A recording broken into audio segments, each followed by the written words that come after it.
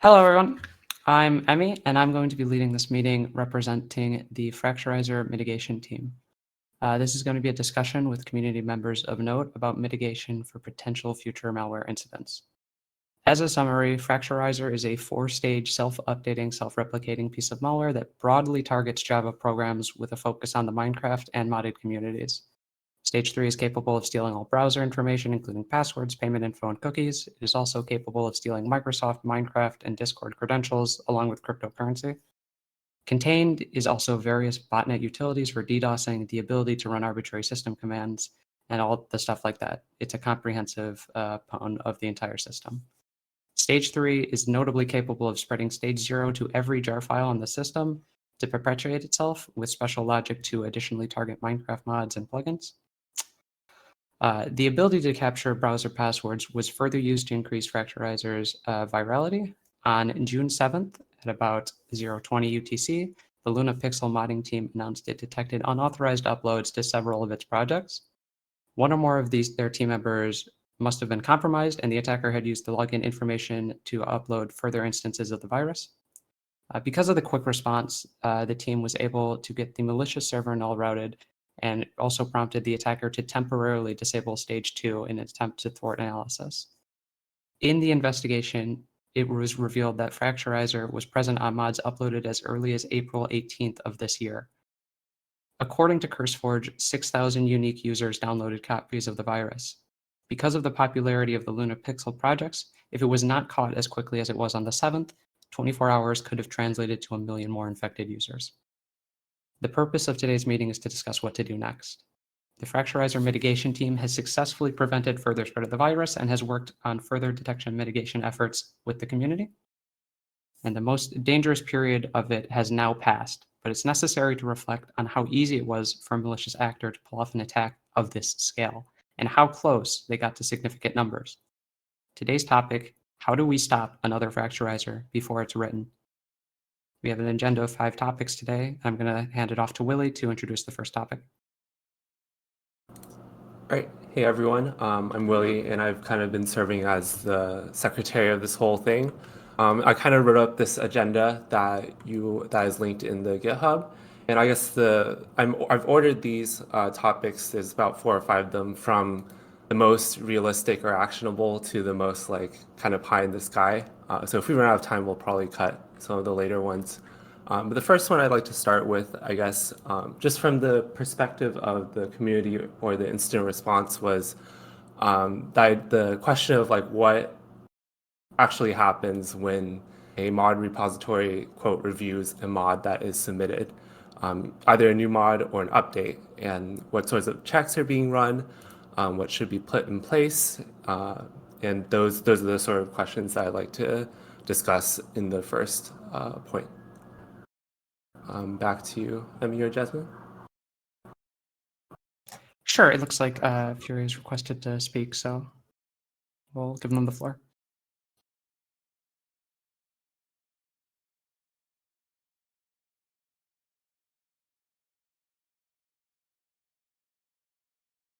Hi, everybody. My name is Uri, and I'm the CEO of Overwolf. And Emmy, before I touch on this first topic, sorry, Willie, I just want to say I'm very grateful. We're all very grateful in Overwolf and CurseForge for all the help that we've received from a lot of folks here. Super untrivial, in my opinion, that there's such involvement, dedication, commitment on behalf of the community. The way things happen, I agree that if this was not caught on time, the impact could have been much more severe. The reason I'm here and not like our engineering team is that they're working on some mitigations and some sort of actions that we're actively doing right now to, based on our understanding, further prevent from these things from happening in the future. So that's the first reason. Secondly, I think it's just really, really important both for me and for the rest of the company to show how safety is important for us. I think particularly in UGC communities, user-generated content, mods, safety is critical, and without safety, there's really nothing out there, and everyone would lose trust, not only the players, not only the creators, also the game developers. And this could turn into a bad reality for everybody. And, it's very much against the future we believe in. So this is why we think safety is critical. And we're going to do, and we are doing every thing we can to improve and to correct and to focus on providing a great, safe player experience for consumers. So the first question was really which tests are now happening. I want to talk about this from a fairly high-level perspective, and the reason why I don't want to be extremely detailed is we don't want to be in a place where everything is out there in the open and people understand exactly which tests are performed and how, or maybe even see the code that is running those tests so they can find ways to bypass that. So I understand that ambiguity is a concern potentially, and this is why I want to try and share as much as I can from the perspective of how we work. But at the same time, hopefully some of you can understand that exposing everything would eventually lead to vulnerabilities. So for every modded submission, for every submission of a mod, we run automatic checks, and then we run, for some mods, manual checks. Manual checks are not being triggered for every single mod update.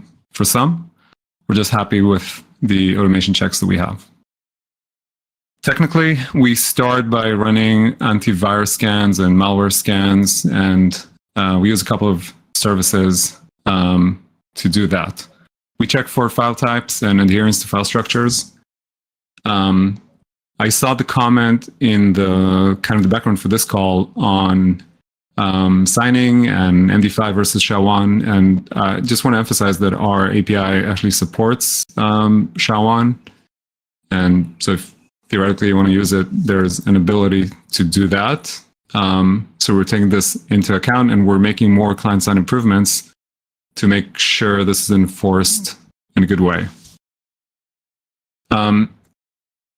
In terms of the manual checks, whenever something is triggered from these automation checks, then a human would then review the mod. By the way, if someone changed like text and images, we also require manual review to avoid profanity and bad content and all those things. But if those automatic checks have triggered some sort of an issue or there was a suspicious, then there would be a manual check.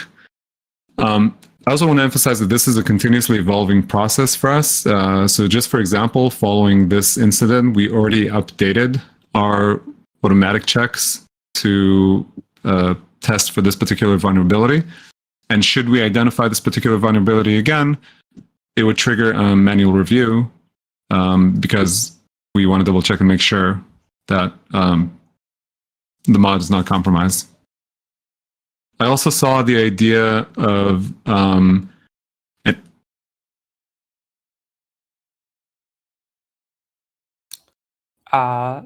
looks like they've muted. We also have a geometrically from Maven who's here to speak. So if you have any finishing words, go ahead. But then we want to move on to other voices. Sorry, I got disconnected, I think. Can you guys hear me now? Yes. Okay. Can you repeat? I did not listen. I did not hear the first thing you said. What was that?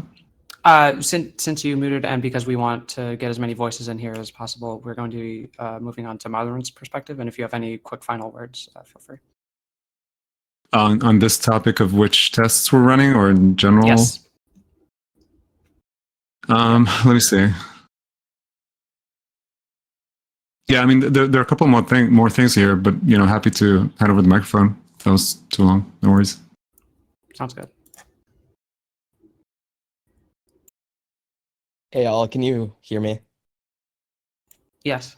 All right. I'm Jay. I'm the founder of Modrinth, and yeah, it's great to be here, and it's really cool to kind of see all sides of the community really come together. It's crazy that there's 300 people here. But yeah, besides the point about how we do moderation. So Our moderation process, I'd say, is pretty robust. When files are initially uploaded for new projects, we do manual reviews, and during that manual review, we check all kinds of things, right? Like the usual description, images, gallery images, all of the kind of like stuff to check for inappropriate stuff. But we also check the source code occasionally, not every single time. If the mod is suspicious, the new author, someone who's not like really known in the community. And if that's the case, right, we will go look at the source code if the mod's open source, right, see if there's anything suspicious. But if it's closed source, we will occasionally decompile mods, but this doesn't happen every time. After initial upload, we also run some checks on the back end, mainly for file structure. What we did notice is like over the years we've kind of run the site is that when malware has happened in the Minecraft community, it's basically never been detected by antiviruses, and antiviruses really just have proved to be false positives for everything, as any like specialized malware for Minecraft mods would never be detected as indicated by this incident.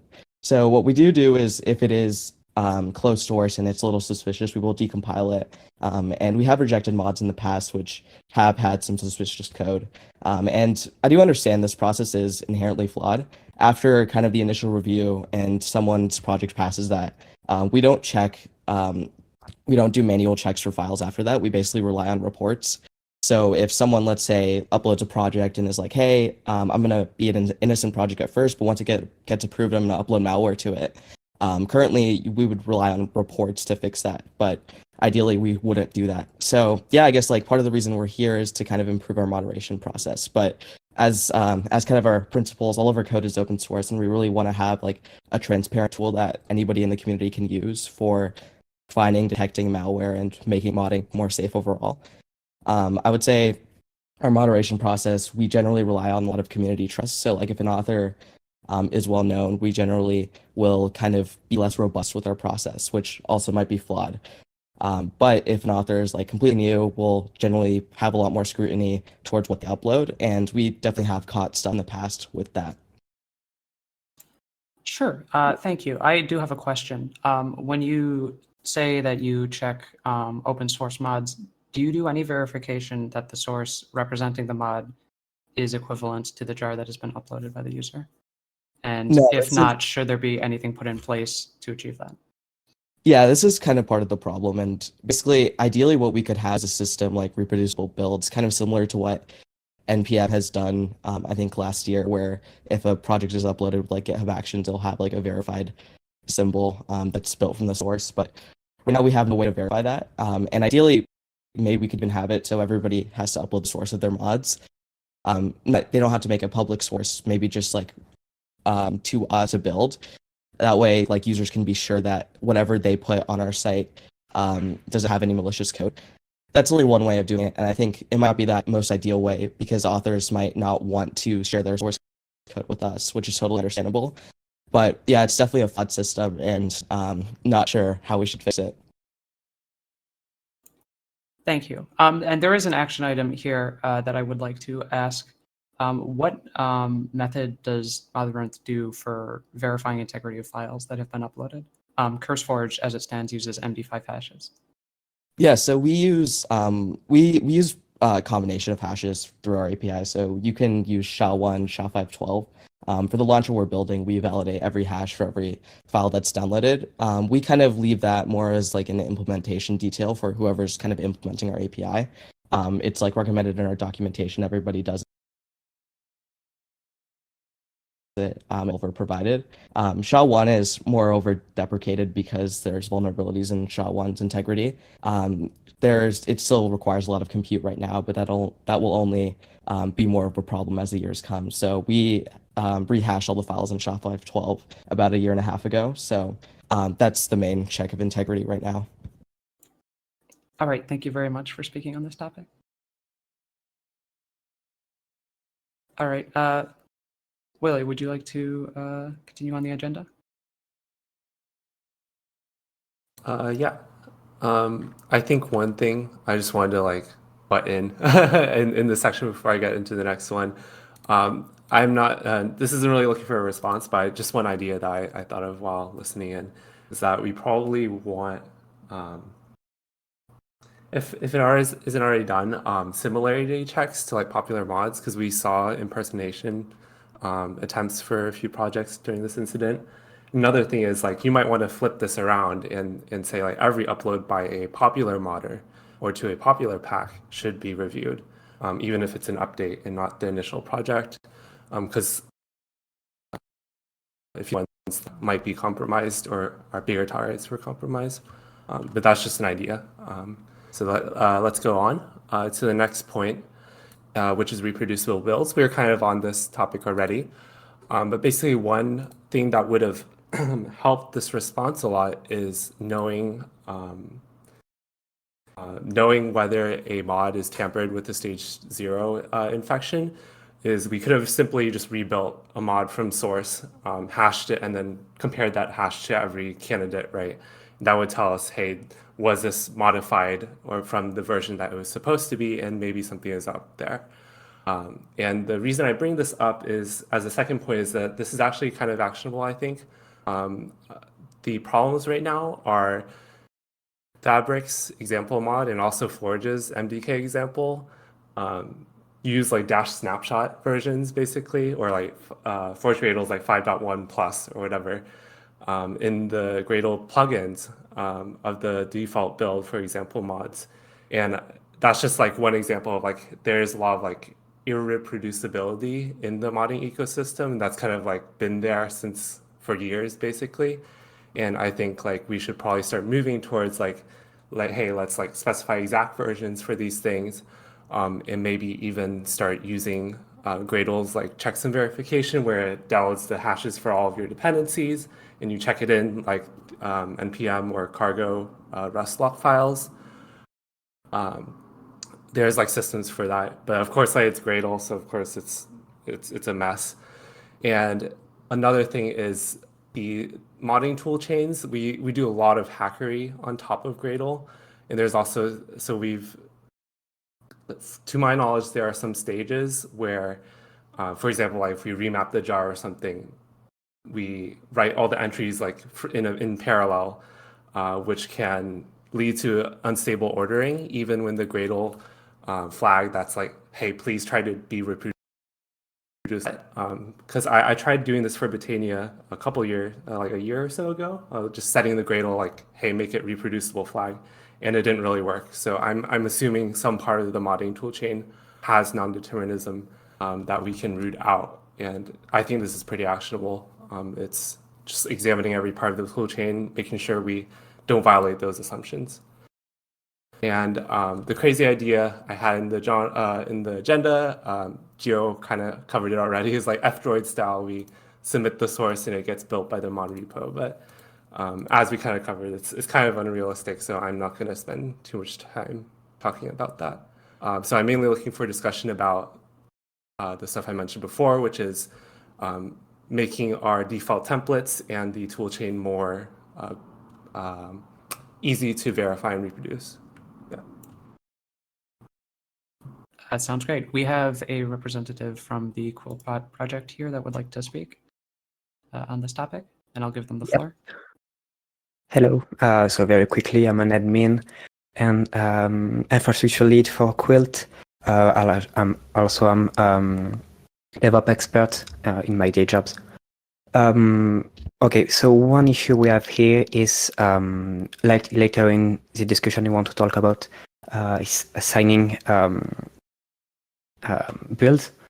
The problem with that is we are forced to throw away any form of reproducible builds because you can't reproduce a signature. That's the entire point. Considering how particular each project are built, apparently according to the chat we have, Forge will include some timestamp in the build and stuff like that. I think it is much more relevant to build specialist tooling to compare different modes together. And maybe even build an hashing system that's gonna actually look at the relevant part and like not care about timestamp, signature, and stuff like that. Even if we can have Modrins and CurseForge implement that and directly show that hash directly on the website, we'll have a good way of comparing different files together and ignoring all the irrelevant parts. So I had a question about signatures and like reproducibility. So when I'm assuming this is for Quilt, but like, are the signatures embedded in the jar, or are they like in an ASC file that's like separate? Because like usually it's like the jar is its like own reproducible thing, and then you distribute the signature separately from that, right? As far as I know, I don't think Quilt has any built-in system for signature. I believe Forge is the only one to have something that didn't really get adopted. Okay, sorry, I misunderstood. It makes sense to have it inside the files. It will be a mess to start downloads and stuff if you have to copy a second file together, I think. Mm-hmm.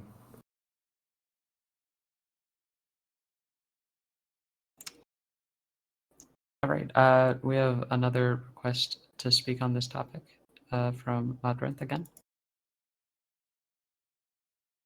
Yeah, I think this one isn't really Modrinth related, but I think it's important to kind of note like a compromise we have to make as a community, which is that we can never be like 100% secure. I guess like right now, it's like we can spend a lot of time reviewing each mod, reviewing each new file, but that would take a lot of our resources, which are limited, right? And every modder would have to wait like maybe even a week to kind of look through each file. I think like one thing too is just to keep in mind like accessibility, right? Like a lot of authors, the majority probably don't really even understand how Gradle works, right? And a lot of people might not even know how to set up reproducible builds. So like, let's say you only have it for like a fraction of authors on the site. Should like the rest of the mods just like not be trusted by the community? I think like that's kind of one concern I had, right? Like, would it just basically make it so like smaller mod devs or like the barrier to entry for like a Minecraft modder would be a lot higher? I think it's like template mods exist too, right? But like code signing and stuff like that is still something that like when you're trying to upload to the App Store or Android, right? Something that developers struggle with. And I think we should still do it, but I think it should be done in a way that everybody can do. I think like reproducible builds is definitely hard, and some mods like might have some stuff that like a barrier to that. I think a better solution in general would just be code signing, where developers sign each of their artifacts, and I guess that wouldn't fix the problem of people could like swap the source between a build and not, and like the actual release, right? But I think with that, you still have to keep in mind that like nobody is going to be checking the source code.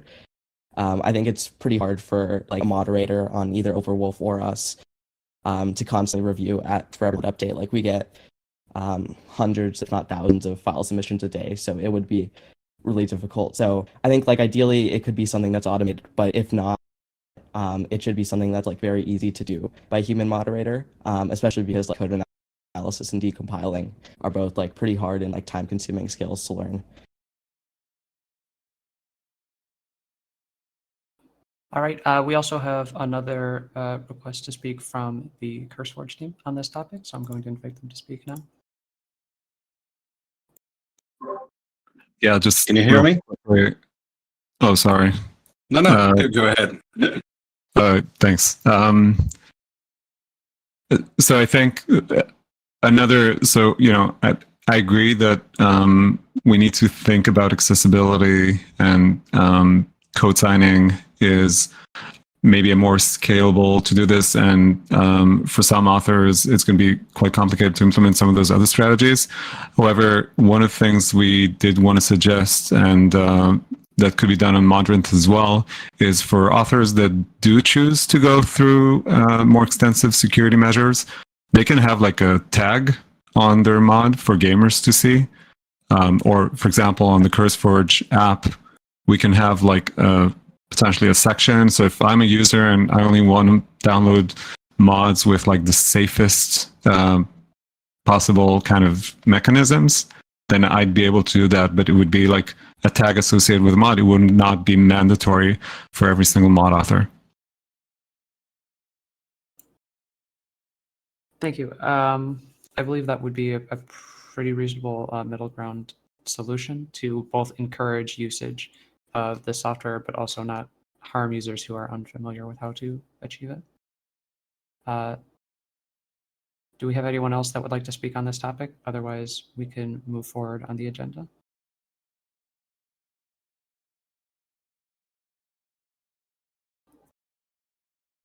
All right, Willie, can you take it forward? Yeah. Next topic is a bit of a smaller one. Is submitted by Solo. It involves like the policy on mods that kind of like download extra code at runtime. So I think one of the most notorious examples of this is Essential, which kind of like downloads something that downloads something else that then updates the mod, which kind of like leaves a big hole open to kind of get around everything that we're kind of discussing right now. Or there's like overlib or gadget, which will kind of also have its own kind of self-updaters. And the main question here was like, should we just ban these over, outright? Like, just don't allow mods that download other stuff and execute it. Yeah.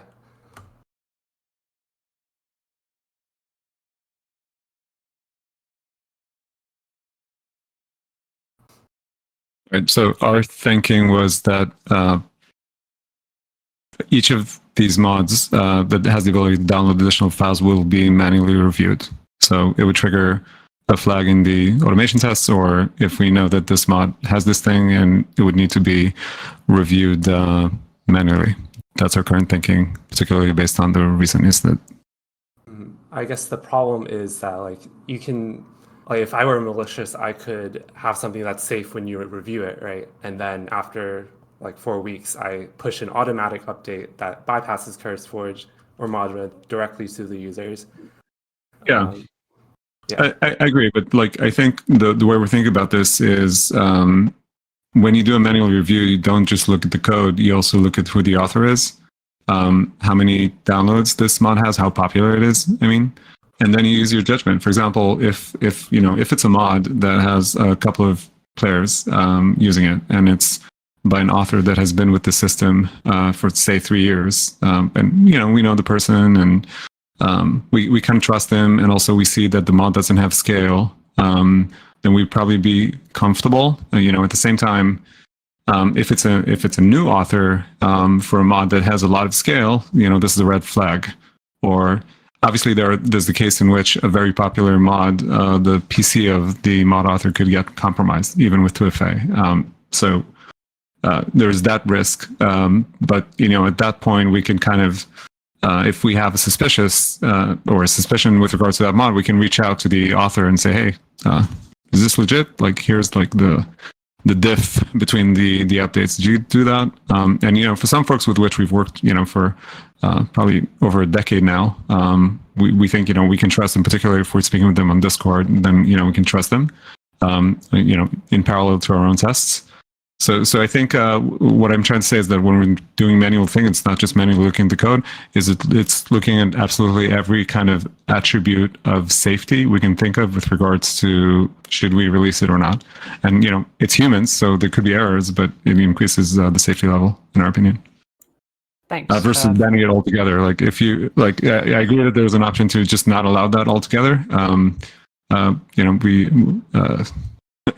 We felt like that would be, in this case, a bit too drastic, but, would love to hear what the community has to say. And, if you guys think differently, would love to consider it. Thank you for speaking on this. There was a concern from the audience that I'd like to address, and this is something I've personally experienced, is that older mods will contact domain names, and over time, those domain names will expire once the mod grows out of favor and the author is no longer maintaining the work. And anyone, especially malicious actors, can pick up those domains and then become an attack vector through old, existing, forgotten about mods. So I believe that is something that is very important to consider. We have requests to speak from the Quilt project on this topic, so I'm going to invite them in now.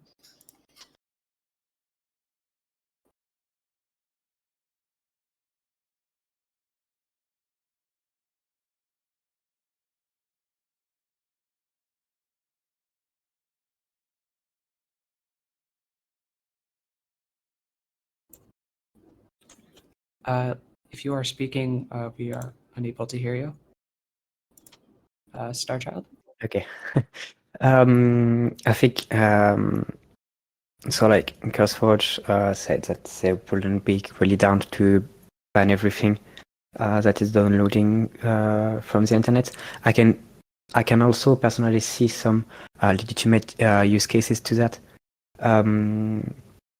I think something that would be quite important is to mark the mod directly on the platform as something that is downloading from external sources and adding an attack vector to your to your install. I don't think that Modrins and CurseForge can implement something like that. I will also say it is something that is best solved through policies. Like if you want to download from external sources, you need to do that over HTTPS, have a proper like of the different downloaded artifacts, check that a set of policy like that could be drafted with the community on what is acceptable as an external download to strike a middle ground between having absolutely no policy and banning everything. Wanted to butt in really quickly, and just to clarify that, like my idea was to ban downloading of code, not necessarily just update checking or downloading like the Botania head flower list or whatever. I think I don't know if there was a misunderstanding, but my thing was targeted at code mainly for banning. But yeah.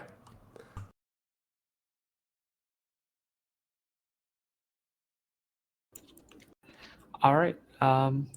Do we have anyone that would like to speak? Or actually, if your microphone was working now, I'll invite you in to see if that will work. All right. Okay. So that seems like that's not going to be functioning. Does anyone else want to speak on the topic of mods downloading external files?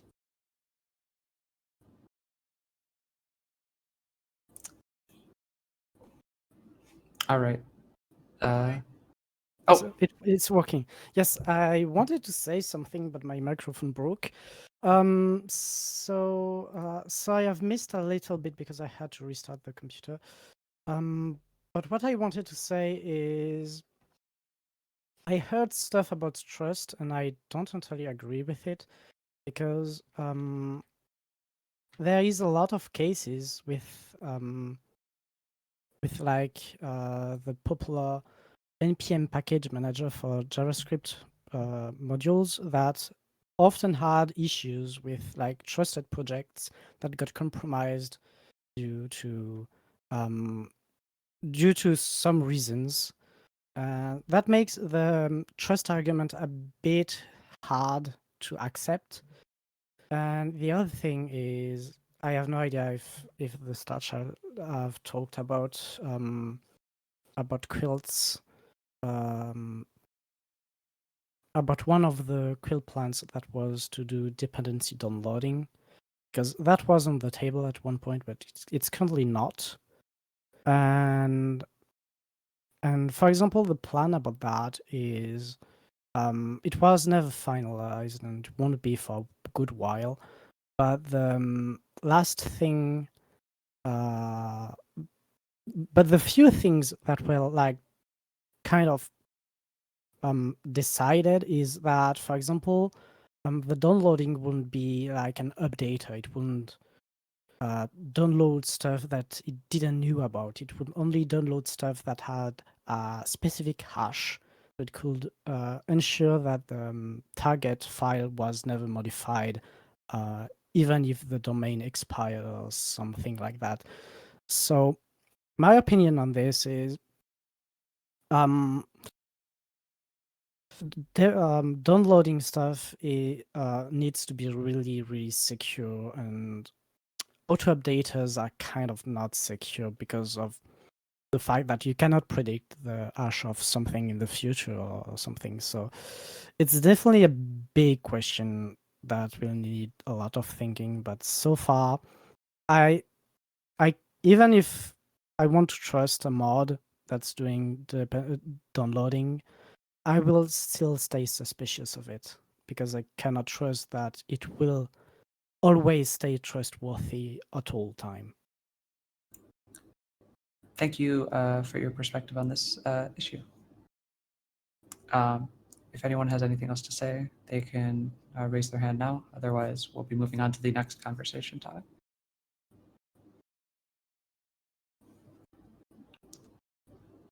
All right, Willie?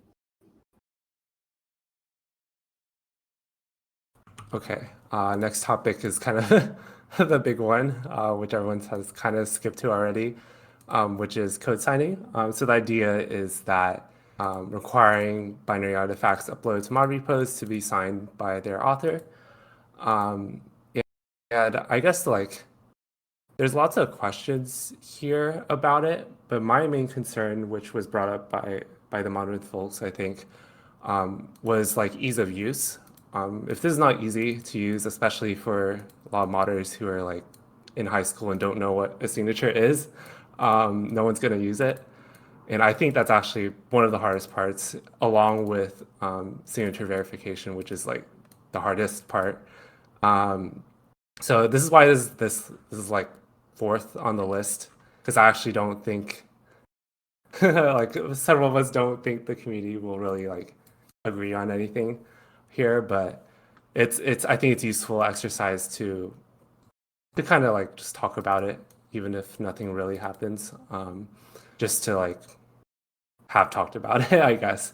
So like the first question is like, how do you do signature verification in where your trust root is? Basically, like, how do you, given a public key, how do you know it's that author, like the human, that author?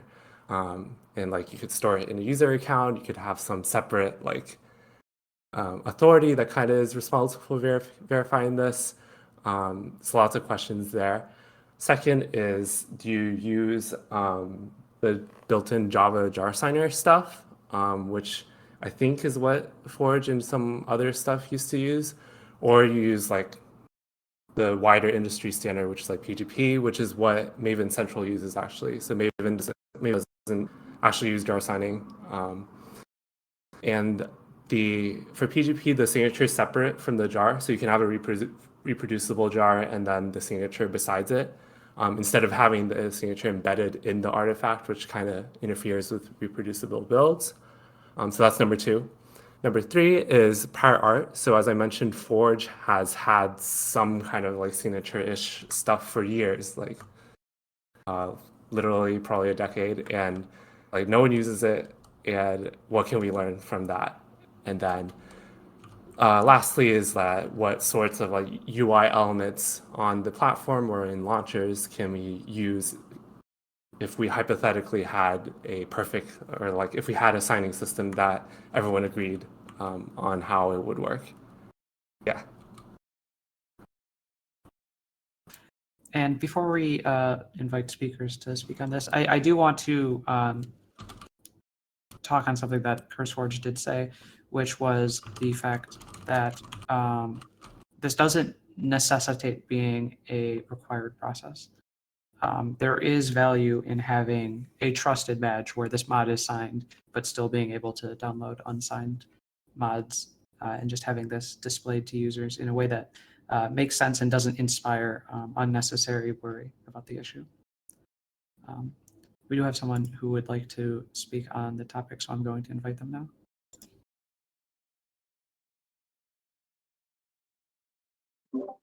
Yeah, so I think one of the problem right now is we haven't exactly decided what we want to prevent. Do we want to like use that as an additional way to authenticate when publishing mods?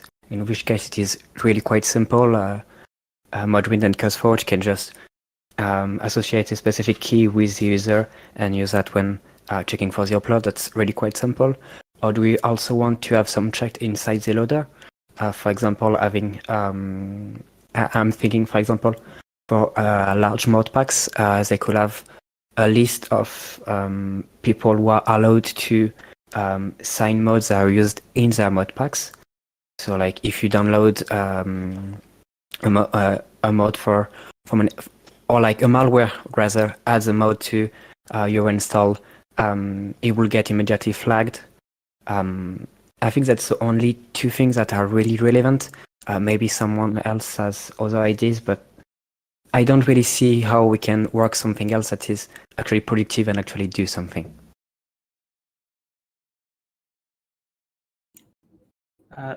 Thank you for your thoughts on that. We have a member of the Fractureiser team that would like to say something on code signing. Go ahead. Hello. I'm Jasmine. So my thought on code signing is one from where I recently uploaded something to the Maven central repository, which enforces code signing. And that process was mostly able to be done through like just the build script itself. The most painful part of the process was getting the documentation on how to do it. So I feel like if we're able to get something done where it's part of like the Gradle system itself, then it might reduce the like sort of the friction between like being able to do code signing and like uploading onto mod distribution sites. But I think that's something that we're going to have to work together with various modding projects to get done for example mods and such. I'd like to bring up some of the things that have been messaged in the meetings channel because there are people talking in text chat and not speaking on voice. And so that's not being recorded and I'd like to relay it. There are questions of what the purpose of signing is. If someone has a key, can't they just sign malware? And the main reason for having signing is for identifying actors. If you sign a mod, that now identifies the person who has perpetuated it, which is a big barrier for malicious actors because that is undesirable. We have someone who would like to speak on this topic, so I'm going to hand the stage to them now.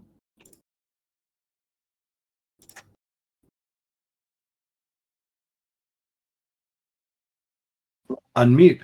All right, I think I was invited here mostly because I'm the person who wrote the code signing stuff for Forge. Yeah, it's been in Forge for about 10 years.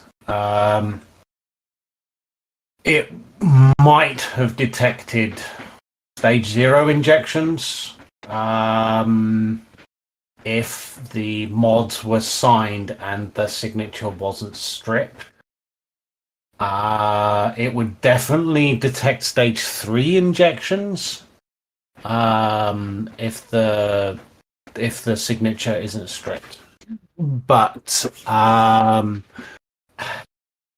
it's a tricky thing because we've been wanting people to sign their jars. It gives a lot of useful data about the integrity of the jar file. So I know most people in the Forge ecosystem use it these days. If you have an open source mod, that means anyone can come along and compile it and they could put whatever they want in it and they could theoretically just go and randomly distribute it. You can't quite control that. But you can control your identity key that identifies you as the person who compiled this mod or your CI system, whatever it is. And that fingerprint will show up in things like debug logs and log files and stuff like that. So if your fingerprint shows up against your mod, then you know that they've got your jar. They don't have someone else's. So that's the primary purpose we have it right now. It really needs to be pushed a layer up, in my opinion. At the present time, there's no mechanism by which we can distribute trust, because it's great that a modder signs their jar and they can tell that their jar is good, but they can't. As a user, I can download your mod, but I have no idea whether or not this signature is valid and is owned by you. That requires a trust authority, and we don't have any inside of the Minecraft ecosystem. There is no trust authority. setting one up is a pretty complex endeavor. The only viable actors, I think, in this space would be CurseForge and Modrinth, potentially, because they already track the stuff that you need to track to be able to become an authority for trust. What the CurseForge guy said earlier on about displaying a flag if you've signed your mod, yeah, that's a good idea. What would be better is if it was signed by a code signing key that was parented from a certificate authority distributed by CurseForge. That would actually give a very good reassurance that, hey, this person is who we think it is, and we have verified that, and this jar is signed and intact. That verification is actually very simple and completely automatable, and that would give a first stage validation to a thing. But I think it has to start there. Being able to do it at the client side, we're far too late down the chain to be able to make any sensible decisions at the present time. If we got the entire ecosystem to start signing their jars and we had certificate authorities from people like Modrinth and CurseForge, then it may change this picture a little bit. But right now, I think that we need to start at the front door, which is the distribution, which is CurseForge and Modrinth. Thank you for speaking on that. And I have a question for, I guess, both you and the owners of CurseForge and Modrinth. And that is the question of, is it possible for collaboration to occur to have a third party control the certificate authority for both of the platforms? Because as it stands, I know a lot of modders that upload to both platforms have to deal with the individual systems, and adding a layer of requiring two separate code signatures for your automated sign multiply. You can sign multiply. You don't need to have one certificate authority. You can have multiple, and you can sign using both. All right, thank you for the that is a doable thing. Sure, that sounds great. Fury has requested to speak on this, so I'll give him the stage.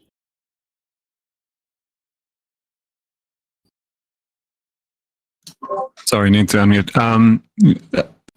Appreciate the feedback. This is basically our intention. As you were explaining this, I was chatting with Tom online, and that is the idea. That was like our intention. So we would function as the certificate authority, and through that provide the extra safety.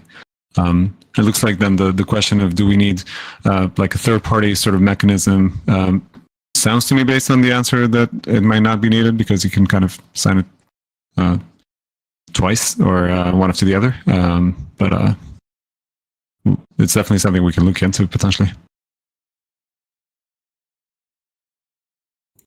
There are mechanisms. We'd probably need to publish guidelines on how you could do the stuff in parallel, but it would need commitment from, obviously, if you're committing to that, that's awesome. CurseForge is a very big distribution platform. I hope we can get a similar commitment from the Modrinth guys. Yeah. All right, I'm definitely going to invite Modrinth to speak if they have thoughts on this topic.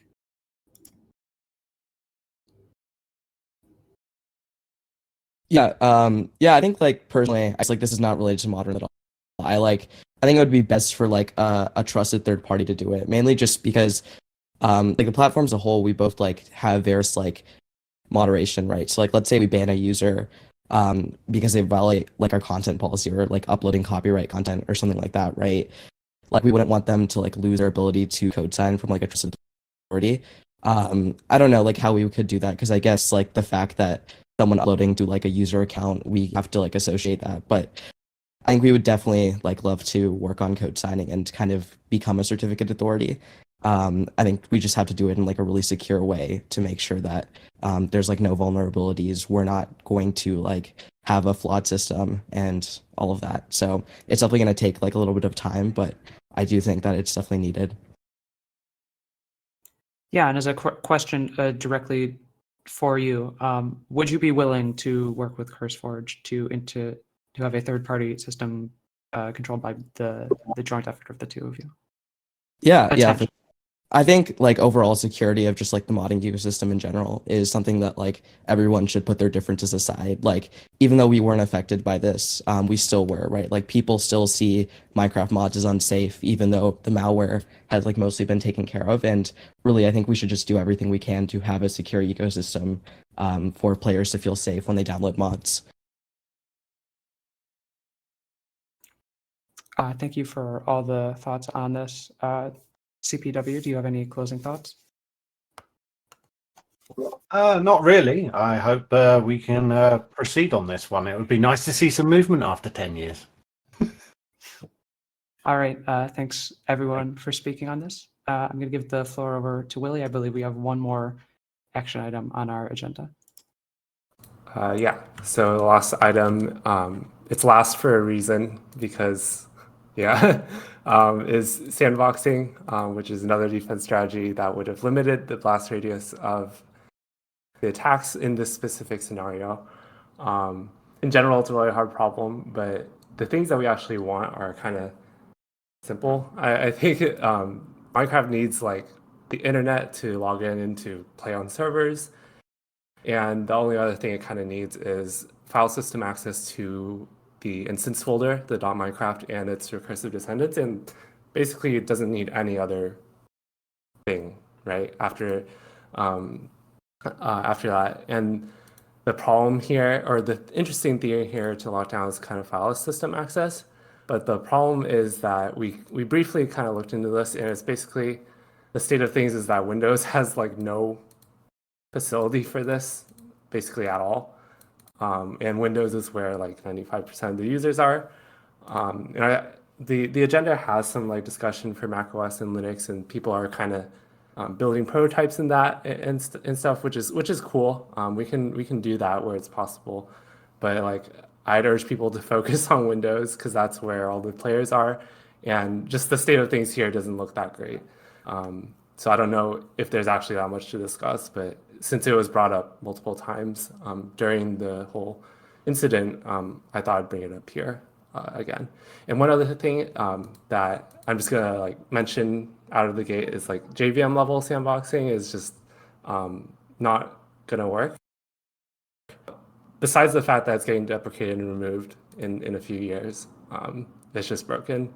So don't suggest that. All right. Let's open the floor to discussion. Yeah, we have a couple people from the Prism Launcher team that would like to speak on this topic, so I'm going to invite them in to have their perspective on this issue. G'day, how's everyone going today? Hello. All right. Do you want to start this off, Timorio? You're one of the main developers behind the actual launcher. Yeah, so I'll start. So as for sandboxing, first off, the first point, executing untrusted code will never be safe, no matter how much sandboxing you put it. That's just a fact. You can never fully protect. This is kind of the sandboxing kind of last resort, just to limit the impact. In fact, we actually kind of do a bit of a sandboxing because we have a distribution on Flatpak, which is Sandbox. This may seem a bit like a niche part, except that what's important is that Steam Deck users, which has actually a huge majority of their users, it's forced to use Flatpak. What Flatpak does is essentially restrict a lot of access, mainly file systems. So in this case, for this specific malware Fractureiser, it wouldn't have been able to steal information from the browser and all of that, or set up starting some malicious code at boot and all of that. Yeah, and in this case, we found it was ineffective, the malware, I believe, against the Flatpak. Is that correct? Yes, I mean, generally the malware wasn't that well coded for Linux. And yeah, this specific one at least. This specific one was entirely broken on Linux, but problem is kind of you can restrict more with Flatpak, but you restrict stuff. For example, you could restrict microphone access because you can think, oh, Minecraft doesn't need microphone, but some mods may add some voice chat or something like that, which would need microphone and would restrict users.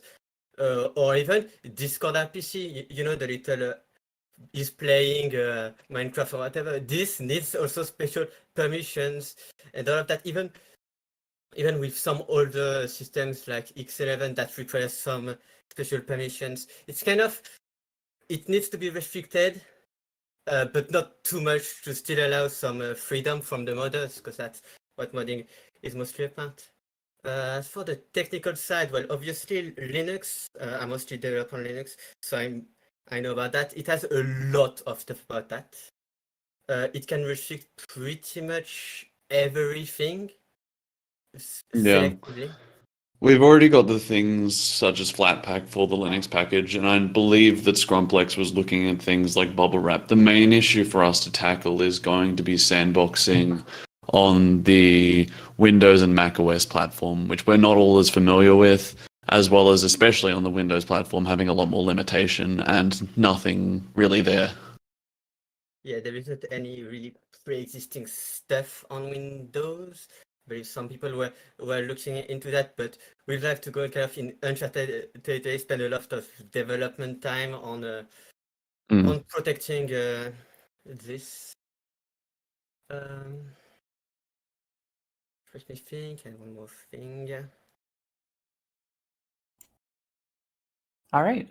Thank you for speaking on this issue, especially for illuminating the situation with the Did Flatpak you distribution. say you had one more thing, Timario? I didn't quite get that.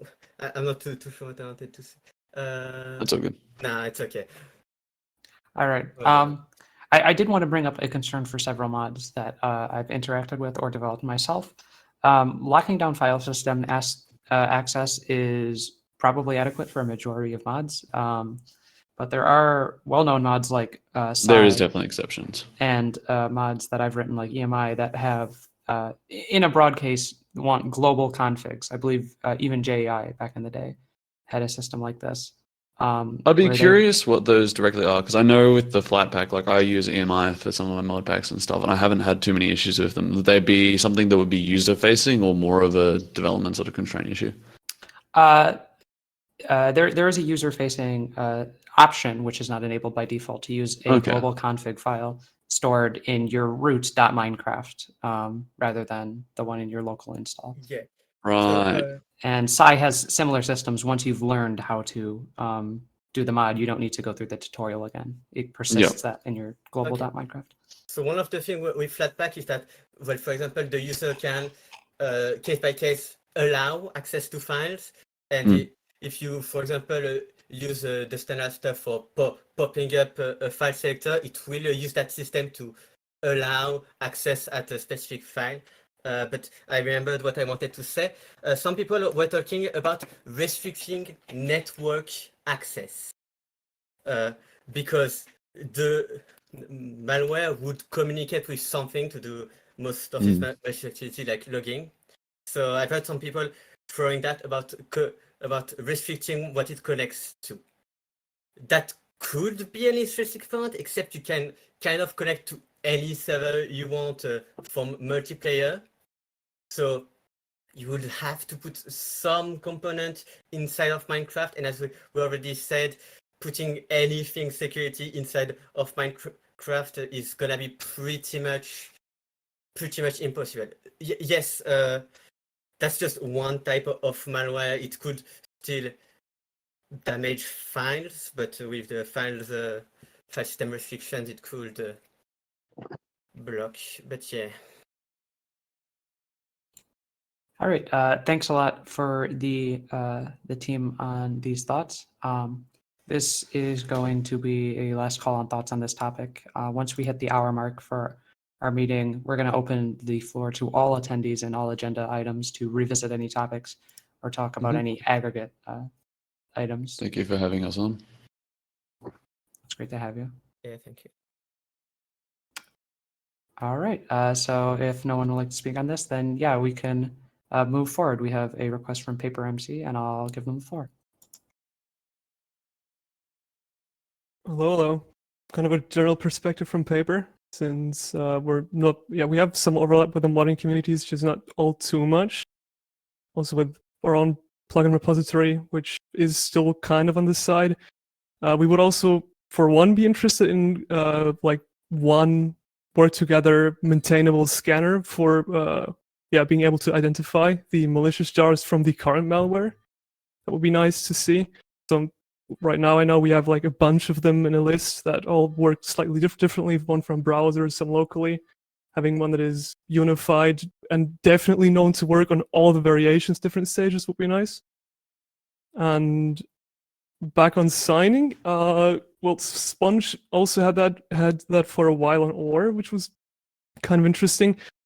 They did give up on it basically just because people didn't know how to use it. As people already said before, it is kind of difficult for an average 14-year-old developer who's never heard of anything kind of signing or cryptography to actually start signing jars. And sure, with kind of Maven Central, getting these automated scripts is possible, but unless you like completely handhold someone all the way there, even including Maven or say Gradle build scripts, they're not really gonna get there. You would need some kind of completely copy-paste example for different build systems, maybe even beyond these build systems, some kind of tooling and websites to allow for people to be able to actually sign their jars and code. Otherwise, it is going to be hard to get people, especially novice people, on jar signing. But in general, that is definitely something I also agree that signing is one good way of at least mostly mitigating the issues of going towards malware. Yeah. All right. Thank you for your thoughts on this topic. We have another request to speak, so I'll give them the floor. Thank you again for speaking. And it's me again.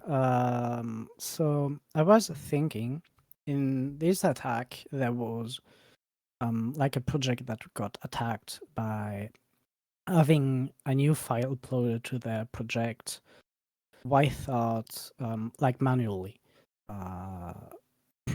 probably through token stealing or something. And I was thinking, and it's something that I kind of like to see from mod hostings websites to add, is more two-factor authentication. Like have an option to have two-factor authentication for file uploads, or even just disabling entirely file upload through the interface and to only allow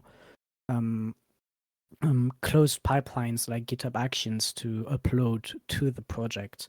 That can be a bit annoying if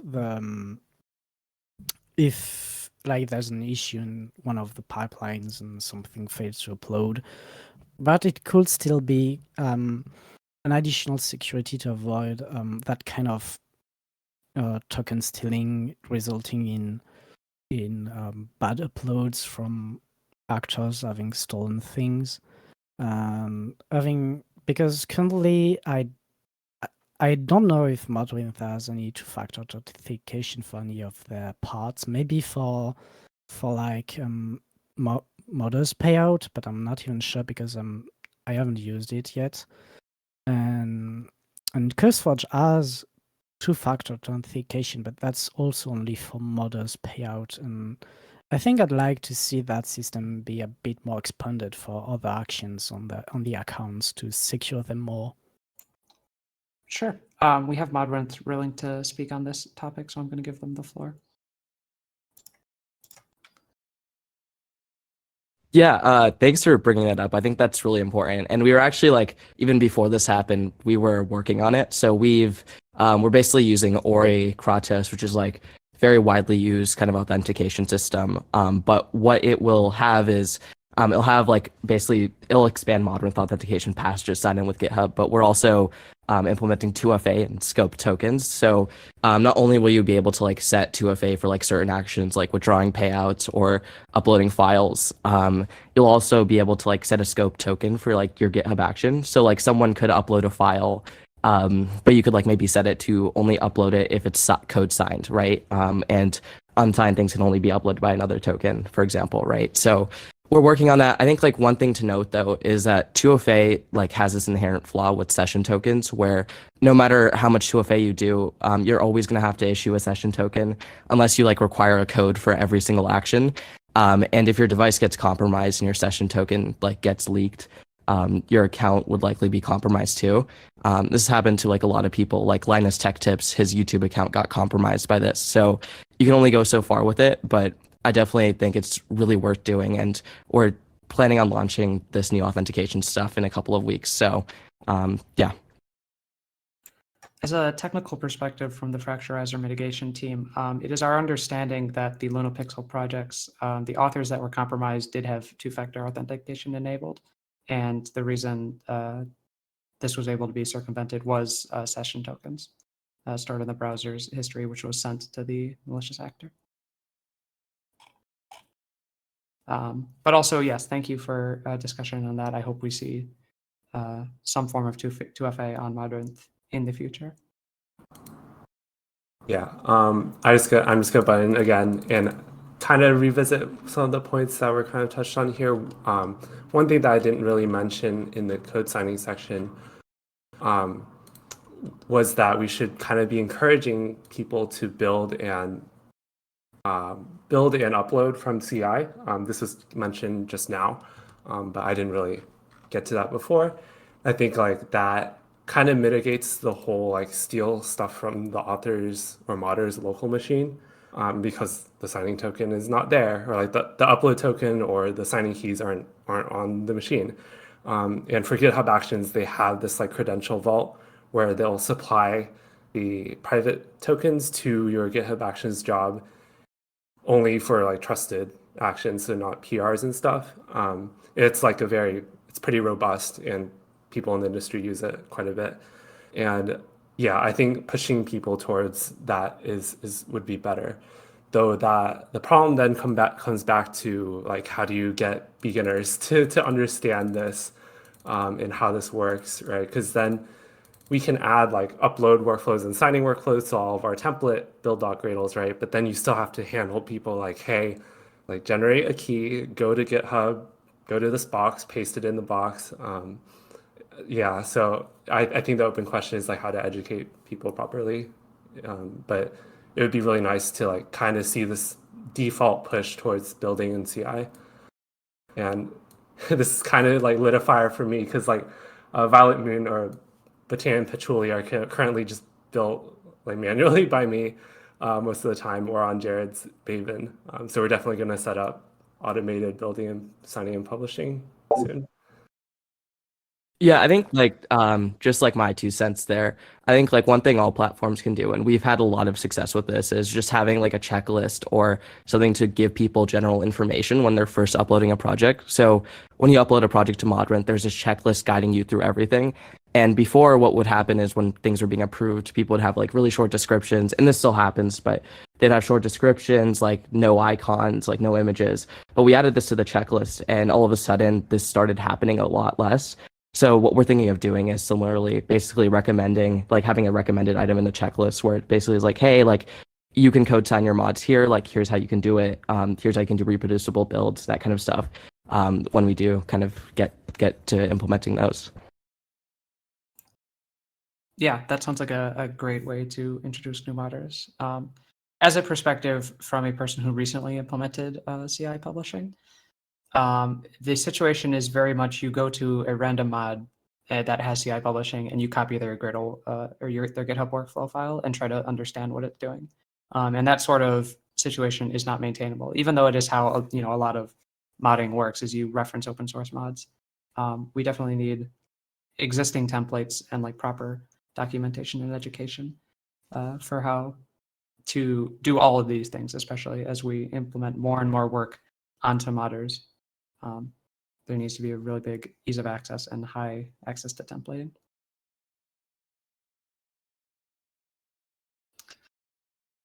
If anyone would like to speak on this or another issue, the floor is open right now. Yeah, I'd like just to add a word on that. I feel like it's the kind of thing that, like, CI is not the thing that a first-time modder will do, because it's generally there's like a learning curve to modding. So first you experiment, you try stuff, then maybe you start getting into publishing stuff. And then when stuff gets really popular, you often try to do stuff better and fix some of the issues with your code or your pipeline. And I feel like CI might be a bit daunting for a beginner. Definitely right now, it's definitely very daunting because of the lack of documentation.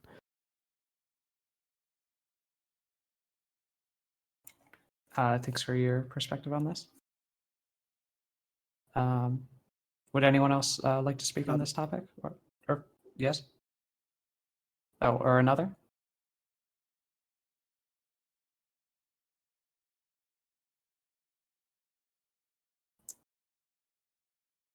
All right, Willie, do you have any thoughts on any of the topics that we have gone over?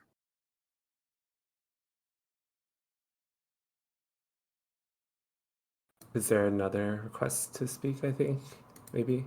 Or am I seeing something Yes. still? Okay. I have a request from Jared from the Blame Jared Maven. I just need to get him into the meeting. It'll be Okay. 1 second. So yeah, if someone else wants to speak, you can let them while I set that up. Okay. Hi, I am back. My connection cut out, so it wasn't actually finished with what I was saying. So I have no idea what you missed. The last thing I heard was daunting for a lack of documentation for beginners. It's daunting, but it's not that there's a lack of documentation, because there's actually a lot of documentation on GitHub about GitHub Actions. But it's more that there's a lack of documentation towards modding specific CI workflows. Because when you look at the modloader wikis or the example mods, there isn't really CI stuff aside from basic builds for every commit, but no publishing to CurseForge or Modwinth.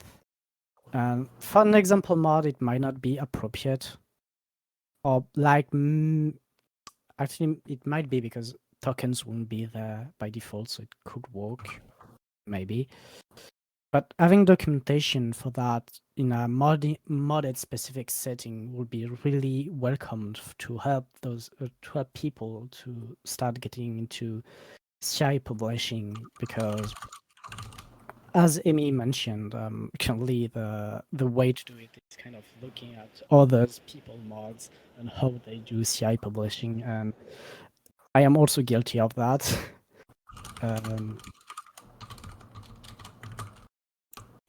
All right, thank you for your thoughts here. I have Jared ready to speak, and I would consider him an expert on this subject, so I hope he has some thoughts. I'll give him the floor. Test, hello, can you hear me? Yep. So for those of you who don't know me, I'm Jared. I host the Blame Jared Maven. There are hundreds of projects on there from dozens of different mod authors.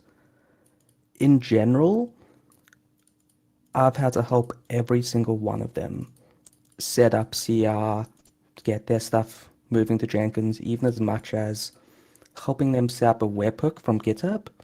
There just isn't any documentation of the stuff from mod loaders. Like the Forge MDK Bulldog Radle, they just do artifact jar. I don't even think their default publication has Java docs or source jars. So like that, I think, is something, if there's actual documentation, examples, maybe even like a follow this guide to set up your own CI/CD framework or framework system that takes you through setting up Jenkins and Docker, publishing a repository to GitHub and like the webhooks and all of that. I feel just stuff like that, get modders, teach modders about the build system more. That's said really badly, but like I just think that could help. Yeah, do you think for beginners it'd probably be easier to recommend GitHub Actions, right? Because for Jenkins, like you need to set up the webhook and like have a separate system. You have to talk to you or like someone that hosts the Jenkins server. I think for beginners, it's like GitHub Actions is like the easiest, like safe by default ramp, I guess, once we get everything added to like the templates for stuff. For CI, yes. For the CD part, the Maven part, I'm not too up to date on GitHub's whole thing, but like I think GitHub packages, you need to include some credentials to be able to just pull from it. So for the Jenkins part, yes. For everything, for the Maven hosting part, I'm not too sure on. I know for me, I don't have a systems app in place to accept file uploads. All the files on my Maven have been built on the same machine. So, and I don't have a system to not do that, which is something I'm going to look into after this whole system or fiasco. Sure, I can definitely speak on that because I am an author that uses GitHub Actions and I use a third-party Maven. Typically, the situation from a GitHub CI perspective is there's a small amount of code put into a build script, and the secrets are passed from GitHub Actions. You know, the username and password, as well as like the Maven URL, are passed from GitHub Actions, and Gradle can just handle uploading the files. I think in terms of accessibility, GitHub Actions for uploading to Maven is probably the most viable. And it's also worth considering that for a lot of mods, a Maven is not strictly necessary. There exist solutions like Curse Maven and Modern has a Maven for all uploaded mods, which is useful for mods that aren't exposing themselves as APIs and, you know, for just like casual add-on developers. And I think the space for API developers kind of already sets a higher standard for understanding of the ecosystem, and setting up Maven and the communication there may be a much less significant concern. Yeah, I guess I would second the whole like the Maven thing is kind of a second order issue because most modders are just like Leaf content modders, right? They just need to care about publishing to the mod repos, not necessarily a Maven that is served by someone else. Just wanted to second that point.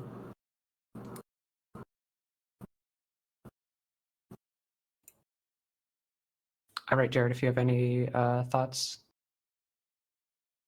My only thought would be, so yes, Mavens aren't generally required, but I don't think Curse Maven is a solution. But also what I was saying, like there's no documentation on anything. I mean, I don't even think people have noticed yet, but Curse Gradle, the tool or the Gradle plugin that most people use to upload to CurseForge, is off GitHub. The source is gone. So, and I don't know how long it's been gone for, but I haven't seen any real community announcement about it. So yeah. All right, well, thank you for speaking from expertise on this topic.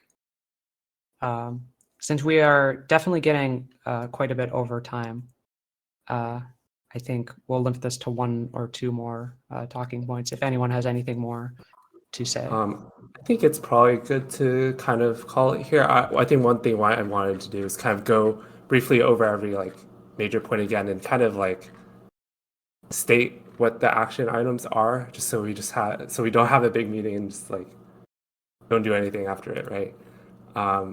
So first thing for review processes, I feel like we'd like the Modern people to kind of,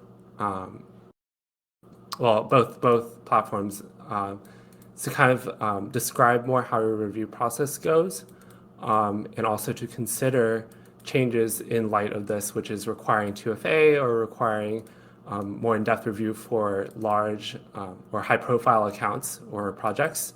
I think that's two of the most actionable things that that came out of there. For repro builds and kind of code signing as well, I think the action item here that is pretty clear is that we need to improve the default templates for Fabric and Quilt and Forge to include CI templates that are going to be just like literally just fill in your key here and it works. Fill in your key and your project ID. And I think like that is actually pretty actionable, and there's a result artifact that will come out of it, like did we do this or not? So that's the second thing that I see that we can do immediately. With signing, I don't see any immediate thing that's like very like, hey, we can say we got this done very quickly. I think this is going to be a longer term thing.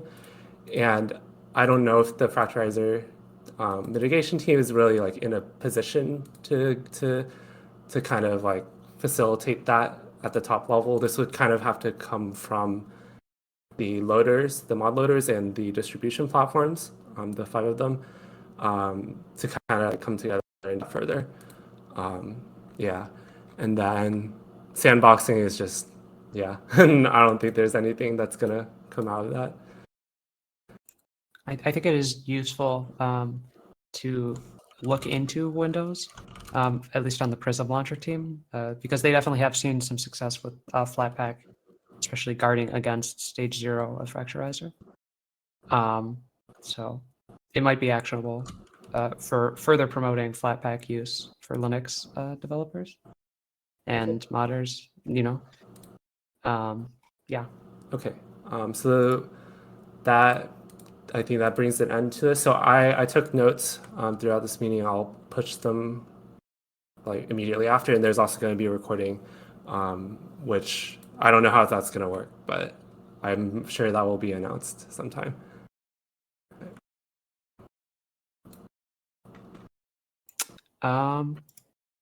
Yeah, we do have one final request to speak from Fury, and I think we'll grant them the floor one last time.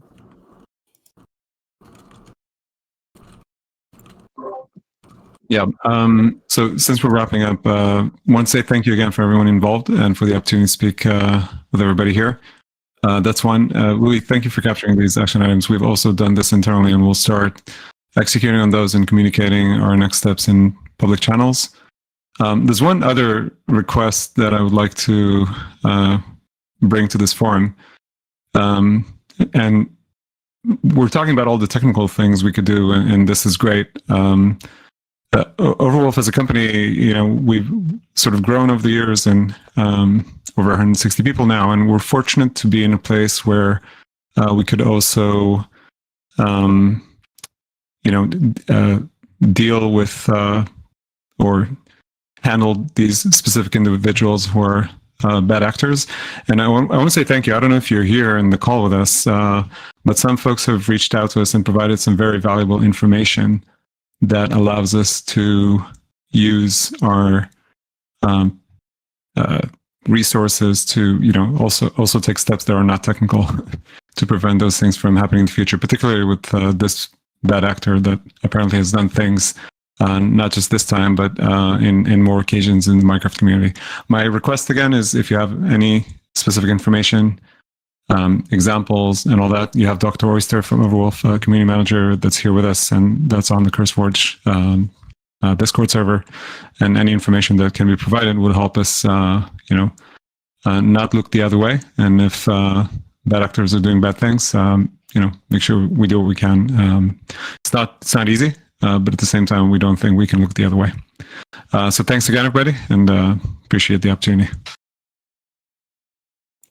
Thank you for speaking as well. So yeah, to close off this meeting, I think it's important to say we should form working groups for at least 3 specific focuses from this meeting. One is we need some people to get together and work on code signing, communicating with both Overwolf and Modrinth, and trying to get the ball rolling there, because that is a prerequisite to a lot of the things that we were talking about with signing today. We need a centralized authority to be ready for that. And we are also going to need to have a working team for a centralized malware detector. It was mentioned earlier in the team, or in the meeting, that there are a lot of duplication and that some of them catch certain stages and it's unclear what people should be using or if they should be using them all. So I'd say as the final action item, we need to collect working groups for that. Does anyone else have any closing thoughts on the Fractureiser team?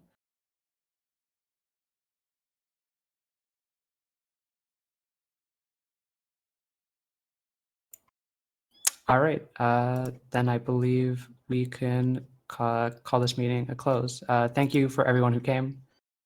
Thank you for everyone who spoke on this topic, especially with expertise. I believe this was very productive, and I hope to see some results on this in the future. Thank you for everyone, or from everyone on the Fractureiser team, that we could make a productive step forward after this incident. And I hope the future looks bright from here.